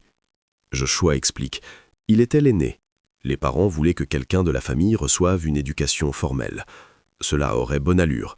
Cela montrerait que l'école à domicile fonctionnait, que leur système donnait des résultats. De plus, le père insistait. Il fallait un diplôme pour pouvoir ensuite trouver un emploi, apporter de l'argent à la famille. Joshua a déposé ses documents. Il a passé les tests d'admission, il a été accepté dans le programme d'informatique. Les cours ont commencé à l'automne 2013. Mais la joie fut de courte durée. Le détective demande « Vous alliez seul au cours ?» Joshua secoue la tête. Non, sa mère l'emmenait à chaque fois. Elle prenait le volant, le conduisait au collège, se garait et l'accompagnait jusqu'au bâtiment. Les cours avaient lieu dans des amphithéâtres. Les étudiants entraient, s'asseyaient au pupitre, le professeur commençait la leçon. Et Louise restait dans le couloir, derrière la porte, pendant toute la leçon, 1h30. Elle restait juste là, à attendre. Joshua raconte qu'un jour, le professeur l'a remarqué. Il a demandé qui était cette femme dans le couloir. Joshua a dit « Ma mère, elle m'a amené ». Le professeur a dit « Nous avons des bus, un parking, elle n'a pas besoin d'attendre ». Joshua ne savait pas quoi répondre. Il est resté silencieux. Après le cours, sa mère a demandé « De quoi avez-vous parlé ?» Joshua a dit la vérité. Louise s'est fâchée. Elle a dit « Je suis là pour te protéger, n'ose pas parler de moi à des inconnus ». Entre les cours, il y avait des pauses. Les étudiants allaient à la cafétéria, parlaient, achetaient du café, échangeaient des numéros de téléphone. Joshua allait aussi à la cafétéria, mais sa mère le suivait, s'asseyait à une table voisine, regardait, écoutait. Si quelqu'un s'approchait pour parler, Louise se levait, s'approchait. Restait à côté, écoutait chaque mot. Joshua raconte qu'un jour, une fille du groupe a proposé d'étudier ensemble, pour préparer un examen. Elle a demandé son numéro de téléphone. Joshua a dit « Je n'ai pas de téléphone ». La fille a été surprise. Elle a proposé de se rencontrer à la bibliothèque le lendemain. Sa mère a entendu. Le soir, à la maison, elle a dit « Pas de rencontre, seulement les cours ». Elle a dit que cette fille pouvait être dangereuse, qu'elle pouvait l'entraîner dans de mauvaises fréquentations. Joshua n'est pas allé au rendez-vous. La fille ne s'est plus approchée. Le détective demande « Avez-vous essayé de demander de l'aide au professeur, aux autres étudiants ?» Joshua reste silencieux longtemps, puis il dit « J'avais peur. Peur que ma mère le sache. Peur pour les autres à la maison. Je comprenais que si je disais quelque chose de travers, ils en souffriraient. De plus, sa mère lui rappelait constamment « Si tu parles de la famille à quelqu'un, ils nous enlèveront tous. Ils nous sépareront. Je ne reverrai plus jamais mes frères et sœurs. Ce sera de ma faute. » Joshua a étudié pendant 1 semestre, 4 mois. Il a obtenu de bonnes notes. Il a réussi tous ses examens. Puis ses parents m'ont dit « Ça suffit, il n'y a plus d'argent pour les études. Il faut rentrer à la maison, aider la famille. » Joshua est rentré. Il n'est plus jamais sorti de la maison sans ses parents. Le détective demande « Qu'est-ce qui a changé après le collège ? Vous a-t-on puni ?» Joshua hoche la tête. « Oui. Un jour, j'ai demandé si je pouvais retourner finir mes études, terminer le programme, obtenir un diplôme. Son père s'est fâché. Il a dit « Tu es ingrat, Nous t'avons donné une chance. Tu en veux encore ?» Il l'a attaché au lit pendant 2 semaines. Il a dit « Maintenant, pense à ton égoïsme. » Après cela, Joshua n'a plus jamais parlé du collège. Les enquêteurs vérifient ses dires. Ils demandent les documents du Mount San Jacinto College. Il est confirmé que Joshua Turpin était étudiant de septembre à décembre 2013. Présence à 100%, bonne note. Puis il a simplement cessé de venir. Il n'a pas été officiellement renvoyé. Il a simplement disparu. L'administration du collège a tenté de le contacter. Ils ont appelé le numéro de la maison. Louise a répondu. Elle a dit « Il n'étudiera plus. Raison financière. » Merci de votre attention. Personne n'a creusé plus loin. Les étudiants abandonnent leurs études constamment. C'est normal. Les détectives comprennent que même lorsqu'une des victimes a eu accès au monde extérieur, le contrôle est resté absolu. La mère était physiquement présente chaque minute. Elle surveillait chaque conversation. Elle réprimait toute tentative de socialisation. Et à la fin, elle la ramenait à l'isolement dès qu'elle a décidé que l'expérience était terminée. L'histoire de Joshua prouve que ce n'était pas seulement une famille recluse, c'était un système de contrôle total qui fonctionnait même en dehors de la maison.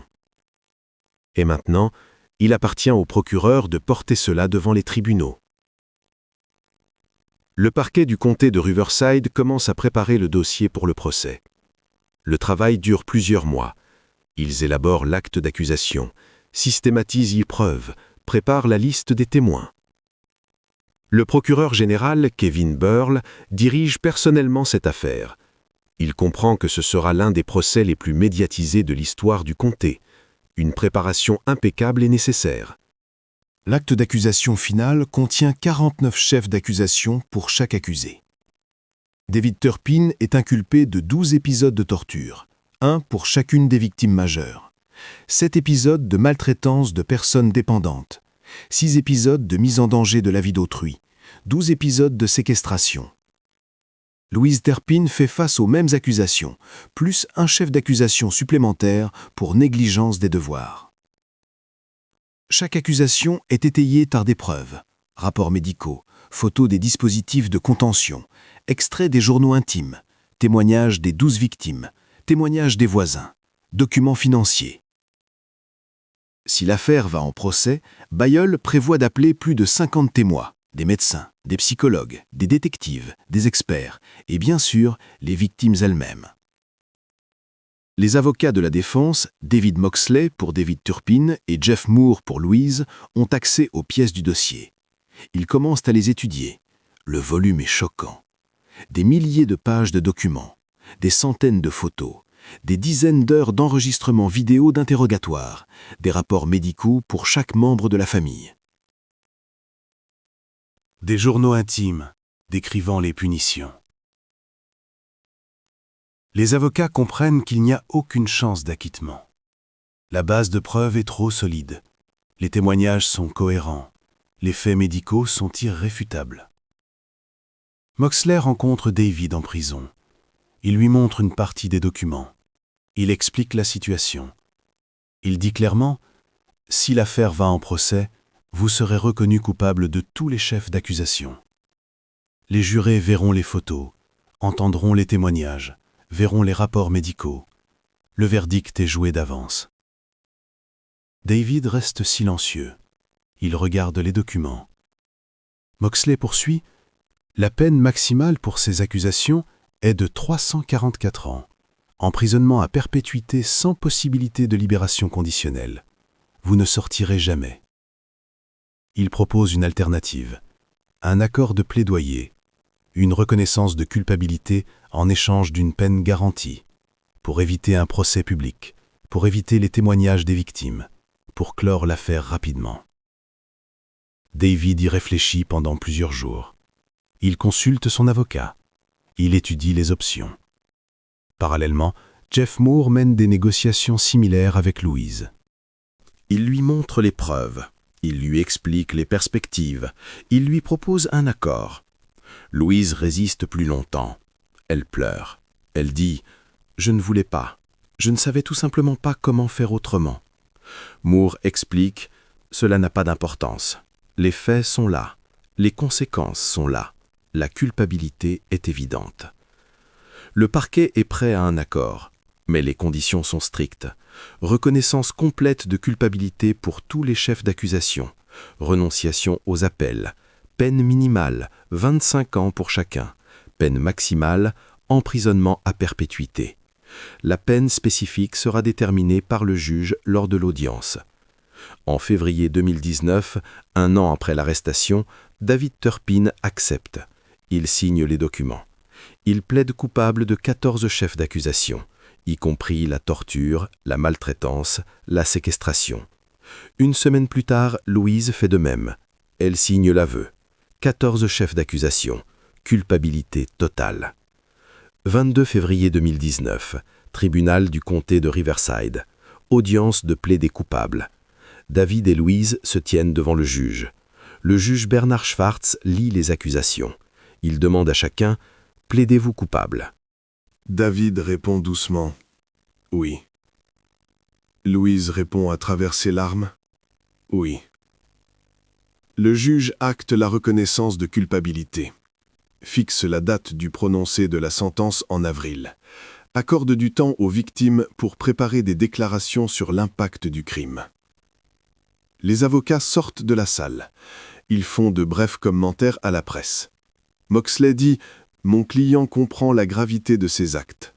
Moore ajoute « Ma cliente regrette ce qui s'est passé ». Mais la reconnaissance de culpabilité n'est qu'une formalité. Le véritable verdict sera prononcé dans 2 mois. Lors de l'audience où les victimes raconteront pour la première fois publiquement ce qu'elles ont vécu pendant 20 ans. Après la reconnaissance de culpabilité, les détectives reconstituent l'image complète de cette nuit-là. La nuit où le système vieux de 20 ans s'est effondré. Jordan donne un témoignage détaillé. Elle raconte comment elle s'est préparée à s'échapper pendant 2 ans. Comment elle a planifié chaque étape. Tout a commencé en 2016. Jordan a trouvé un vieux téléphone, un smartphone bon marché que ses parents avaient oublié de confisquer. Sans carte SIM, techniquement inutile.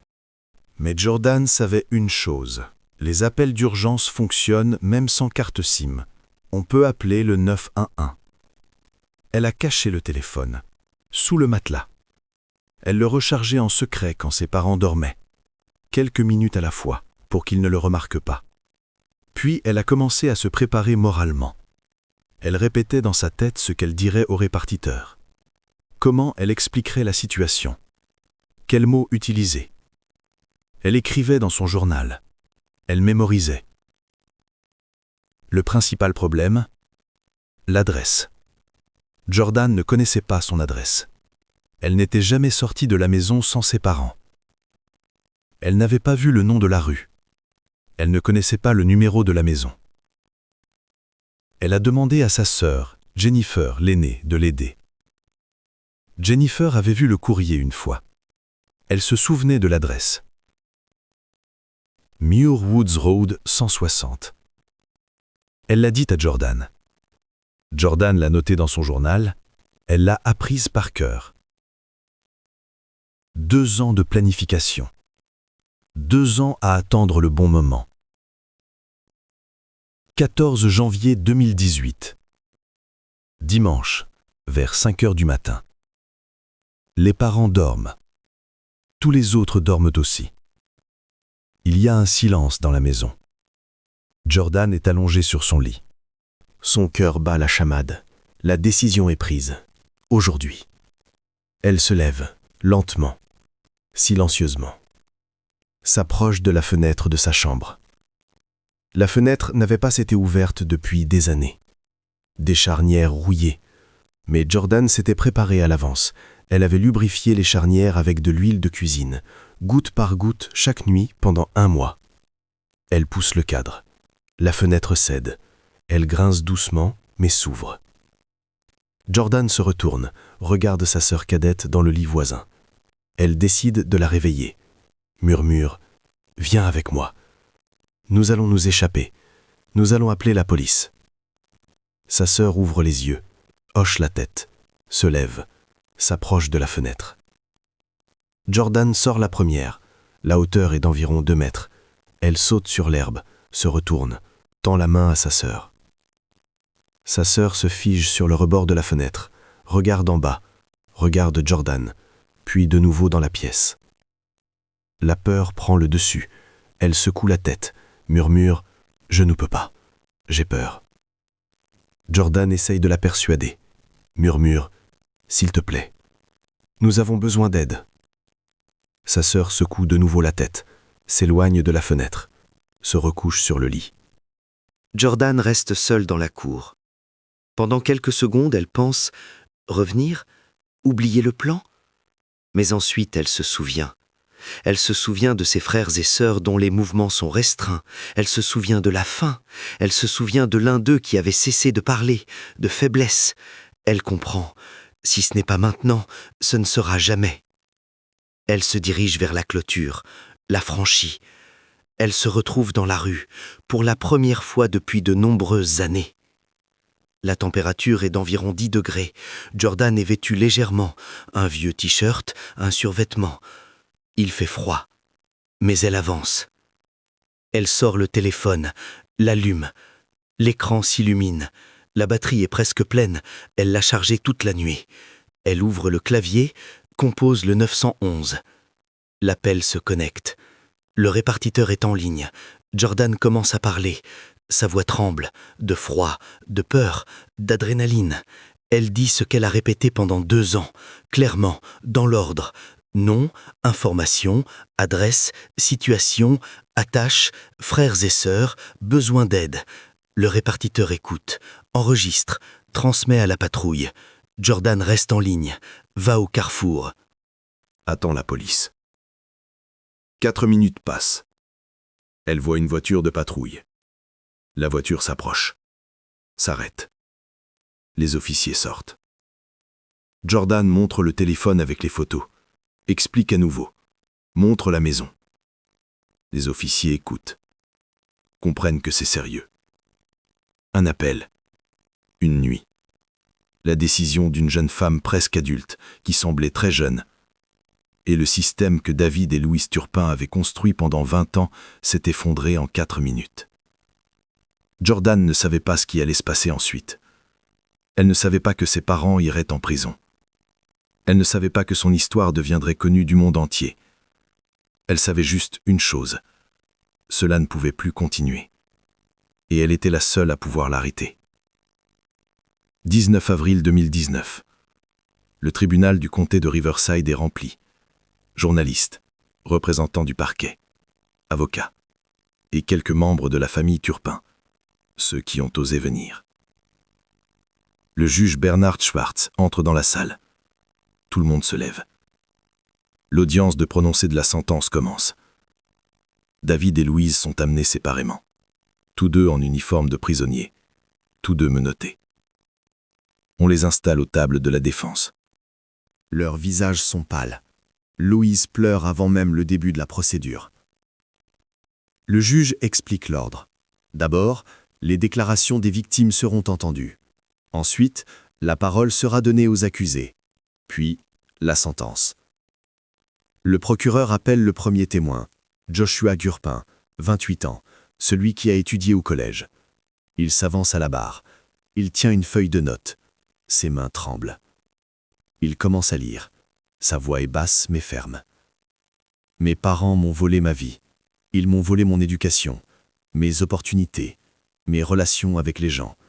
Les années que j'aurais dû passer à étudier, travailler, vivre, je les ai passées en captivité. Il marque une pause, regarde ses parents. Mais je veux que vous sachiez, je survivrai, nous survivrons tous, nous sommes plus forts que vous ne le pensiez. Il s'assoit. Le juge le remercie. La suivante est Jennifer, adulte, 30 ans, l'aînée. Elle s'approche lentement, sans note. Elle parle de mémoire. Je ne me souviens plus ce que ça fait d'être libre. Je ne me souviens plus d'une vie normale. Pendant 20 ans, j'ai été prisonnière, dans une maison qui aurait dû être un foyer. Sa voix se brise. Elle s'arrête. Elle continue. Je ne sais pas si je pourrai un jour pardonner, mais je sais que je ne veux plus vivre dans la peur, et aujourd'hui est le premier jour où je peux le dire à voix haute.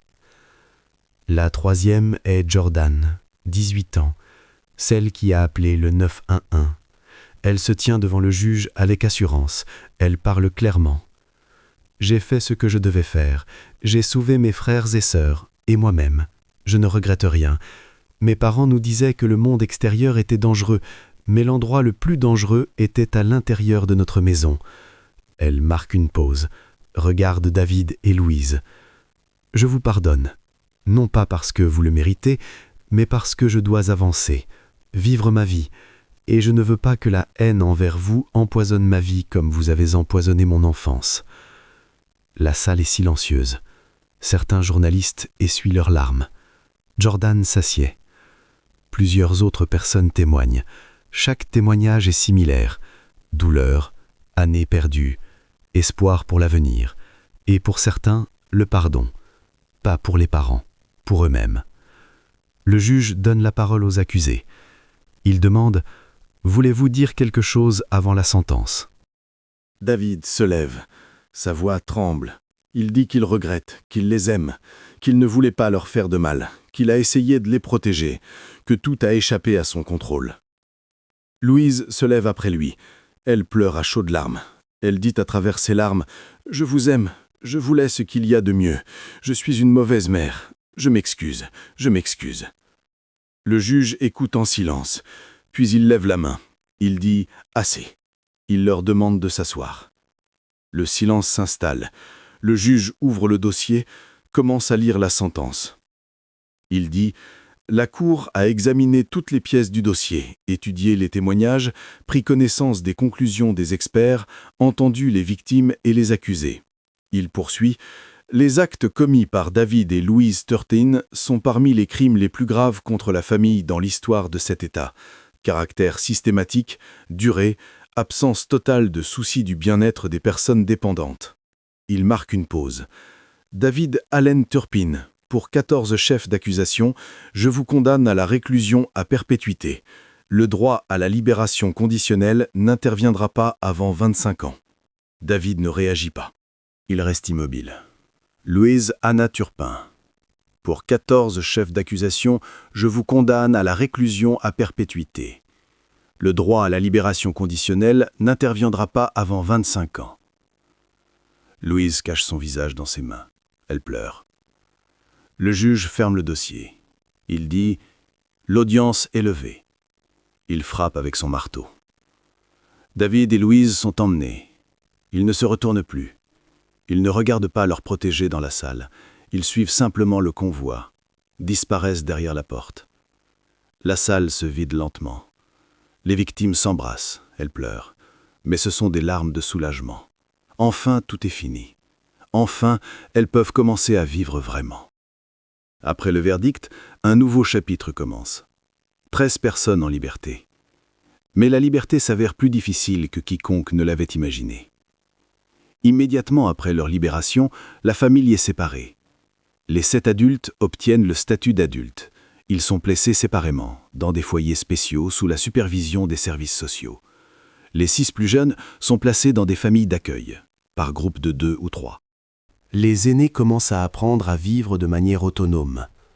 Pour la première fois depuis des décennies, les choses simples s'avèrent incroyablement difficiles. Comment utiliser un guichet automatique? Comment payer les factures? Comment préparer à manger? Comment parler à des inconnus? Toutes ces compétences que les gens acquièrent habituellement progressivement au cours de leur vie, ils doivent les maîtriser en quelques mois. Jordan donne une interview quelques années après sa libération. Elle parle des difficultés. Elle dit que le plus difficile a été d'apprendre à faire confiance aux gens. Pendant des années, on lui a fait croire que tout le monde était un ennemi. Il est difficile de désapprendre. Une autre difficulté, la technologie. Les aînés ont manqué 2 révolutions, Internet et les smartphones. Tout cela est nouveau pour eux, incompréhensible, effrayant. Joshua se souvient, la première fois qu'on lui a donné un smartphone, il ne savait pas quoi en faire.